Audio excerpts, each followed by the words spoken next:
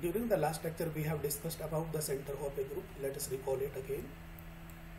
If G be a group having some elements A, B, C, D, and E, and F, let us suppose this is a group, then the collection of some elements, let us suppose I am selecting A, E, and F from here, and the collection of these elements is, if I select any element from this collection, then it will satisfy the commutative property with any element of this group Z. It means if I am selecting A from here, then AC will be equal to CA, and so on. If I am selecting F from here and I check its commutativity with any elements, then FD will be equal to DF. It means the collection of some elements which satisfy commutativity with every element of Z, then this collection is known as center of this group. So it must be very clear that the group is calculated, center is calculated for a particular group. Now we are discussing about the centralizer and normalizer. It is slightly different. Centralizer and normalizer will be calculated for a particular element of a group. Please note it. Centralizer and normalizer will be calculated for a particular element of a group.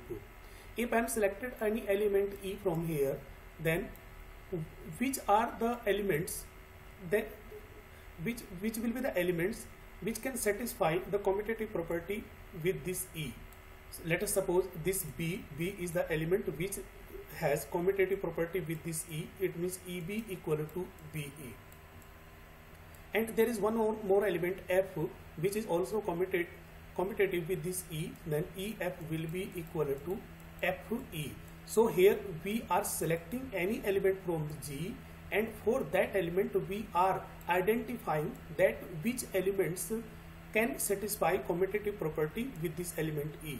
So for a particular element E, the collection of the elements which can satisfy the commutative property with this element E, this collection is called its centralizer or normalizer. So this is the definition. It means centralizer of a particular element A of G will be the collection of some elements from Z in a way that these elements could satisfy commutative property with this element.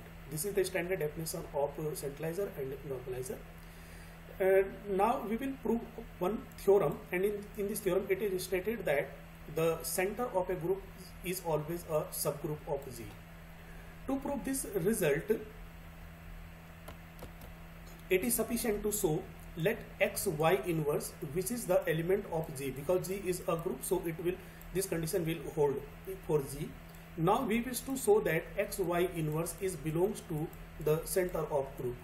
If I could show this composition in this Z, then we can say that this Z be a subgroup, because this is the necessary and sufficient condition to show that a particular set is be a subgroup.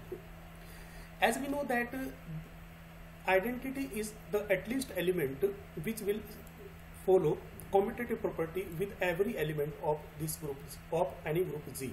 So the center cannot be empty, because at least identity will be exist in this center. In the center, at least identity will be exist. So it is not empty.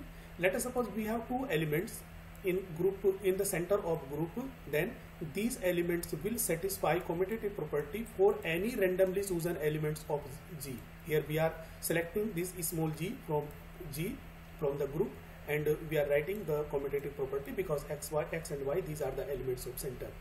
Now we are taking the inverse on these conditions. Both sides we have written the results, and here we know that the inverse at the product of two elements will be distributed in their reversal order. It means the inverse of Y will be written here first, and the inverse of G will be written here in last. So we have naming it as an equation first.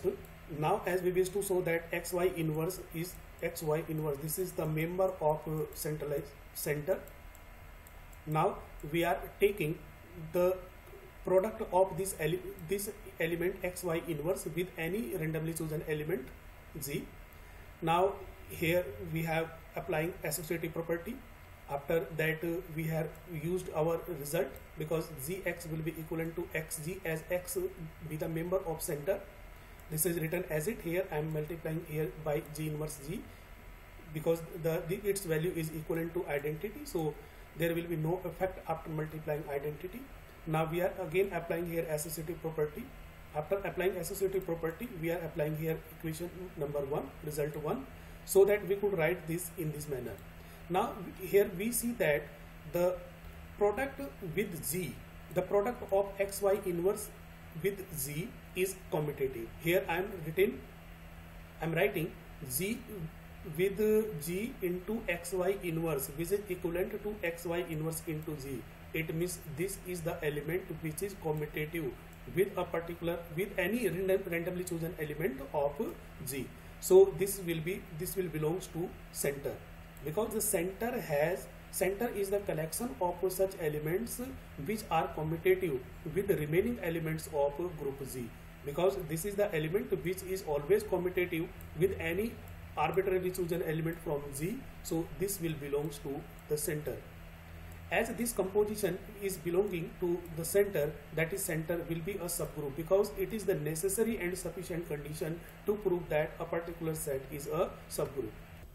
Now there is one more problem, and in this problem it is stated that normalizer of a particular element x inverse ax, it is the composition of three elements x inverse a and x, and if you want to find its normalizer, then it will be equivalent to the product of x inverse and x on the normalizer of A. To prove this result, we will use the simple approach of set theory. We will assume any element in the right hand side, and then we will show that element in right. After that we will assume any element in right, and then we will show in left. If I am choosing any element in left and I am showing it in right, then left part will be a subset of right. And similarly, if I am considering any element in right and I am already showing it in left, then the right will be the subset of left. So which will be only possible that if left side and right side is equivalent. This is a simple mathematical calculation and some rules of group theory. Here we are assuming any element y in the left hand side, and after that we are taking a small mathematical operations on the left hand side, and in this scenario I have proven here that this element is also belongs to right hand side. You can check this calculation, and if you are facing any difficulty at any step of this calculation, you can ask me. Similarly, now we are assuming any element z in right hand side, and on proceeding this approach we have already shown this element in left. So the left is the subset of right and the right is the subset of left, which is only possible if the right is equivalent to left. So this is our required result. So these were some theorems and some problems based on normalizer, centralizer and center of a group. In case of any difficulty, please contact me. Thank you so much.